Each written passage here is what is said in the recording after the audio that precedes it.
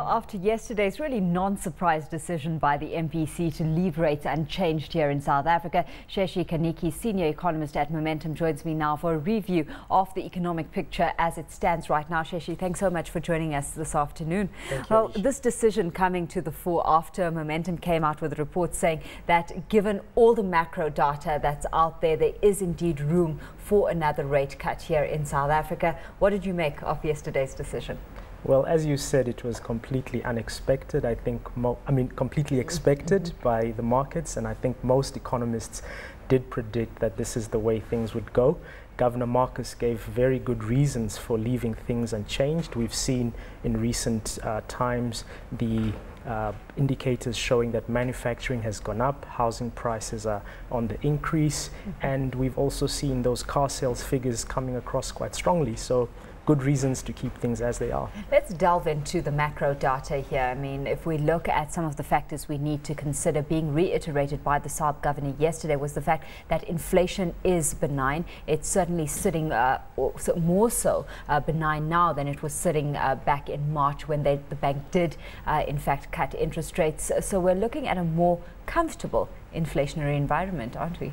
Yes, and this really was my view before the Monetary Policy Committee met, and I think this is why there was a sense among some of us that there actually still is room to cut rates further. And it's interesting that Governor Marcus made it quite clear that actually compared to when rates were cut in March, the environment is actually even more conducive to a favorable inflation outlook over the foreseeable future. There are issues to consider here. I mean, first, risks to this inflation trend. We've got rising oil prices, electricity, tariff hikes as well to consider. So how at risk is the current inflationary trend in your book? So what are some of the potential medium-term impacts of external inflationary pressures as well that we have to consider? I think the external inflationary pressures are really at the moment limited, and I think this is clearly coming through with the developments in Europe at the moment, where they are struggling with this massive budgetary adjustments. What that is going to do is it's going to weigh down even further on growth. Massive cuts in expenditure have come through in countries like Portugal, Spain, Ireland and Greece, and that will definitely not only depress growth, but it will also tamper the inflation levels as well. So looking at inflation and where it's sitting now, do you see the current trend being sustainable within that band? For how long? And you know, where do we risk actually moving out of that bracket? Well, I'll refer again to what the governor said. She said that until the end of 2012, we should expect to be comfortably within that range. We should expect to end 2012 at about 5.2% within that range.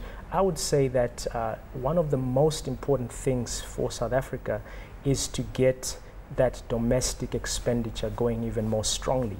So we have seen these figures that were made reference to during the Monetary Policy Committee decision, but actually we still have a fairly fragile consumer, and consumption expenditure is the most important part of our GDP. So with that, what's your growth outlook for South Africa right now? Well, I think we will range between 2.5% to 3% over the next year.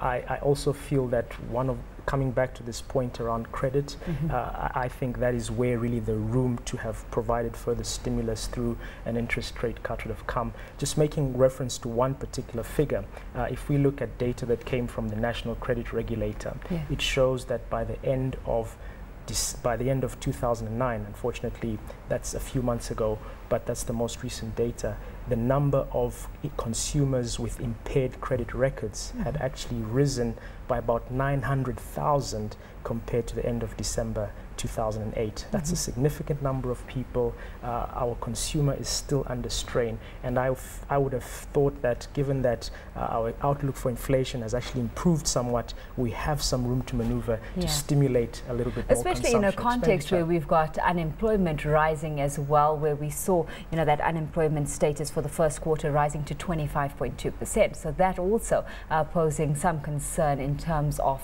consumer and consumer development and growth moving forward. Absolutely, I agree with you completely. And these international developments, in my mind, also suggest that we are going to need to rely much more strongly on the domestic consumer to prop up the economy, because what's happening in Europe now requires that Europe cleans up its own house, requires that the package that has come through with the European bailout package is really a shift of debt from one particular group within the European community to another. It'll take a while for this reduction in spending to work its way through, and we need to make sure that domestically we can support our own recovery as much as possible. To what extent, and I'm being purely speculative here, I mean, to what extent do you think that this move by the SARB was a way to actually put some emergency measure in place so that if things do take a turn for the worse, they have some room to play in and a cut could well be implemented then? I think that's a very good point, and I hope that they still consider there to be some room. What would have been probably the threat that SARB might be looking at is the impact on the rand.